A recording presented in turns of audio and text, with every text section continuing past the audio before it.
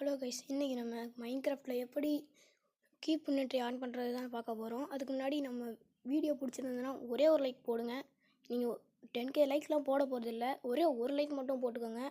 வாங்க எப்படி விளையாடுன்னு பார்க்கலாம். உருவாக்கின வேர்ல்டுக்கு சைடில் பென்சில் போட்டு எடிட்ஸுன்னு பென்சிலுக்கு கீழே இருக்கும்.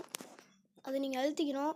உள்ளே போனீங்கன்னா சைடில் பிளேன் இருக்கும், அது கீழே இறக்கிக்கிட்டே போனீங்கன்னா சீட்ஸுன்னு ஒன்று வரும். என்ட்ரி வேணும்னா அந்த சீட்ஸுங்கிற ஆப்ஷனை நீங்கள் கண்டிப்பாக ஆன் பண்ணிக்கணும். அதை ஆன் பண்ணிக்கோங்க. சீட்ஸுன்னு ஆன் பண்ண உடனே இங்கே அந்த ஆப்ஷன்லேயே சீட்ஸுன்னு ஒன்று இருக்கும், அதை நீங்கள் ஆன் பண்ணிக்கணும். அதை ஆன் பண்ணிட்டீங்கன்னா டே, ஆல்வேஸ் டே, டைம் லாக்குன்னு ஒரு 3 ஆப்ஷன் வரும். அதுக்கு கீழே பார்த்தீங்கன்னா கீப் இன்வென்ட்ரின்னு இருக்கும். அதை ஆனில் இருக்கான்னு பார்த்துக்கோங்க. ஆனில் இருக்கணும். அப்படி இருந்தால் தான் கீப் இன்வென்ட்ரி ஆனில் இருக்கும். வேர்ல்டுக்குள்ளே போகணும்.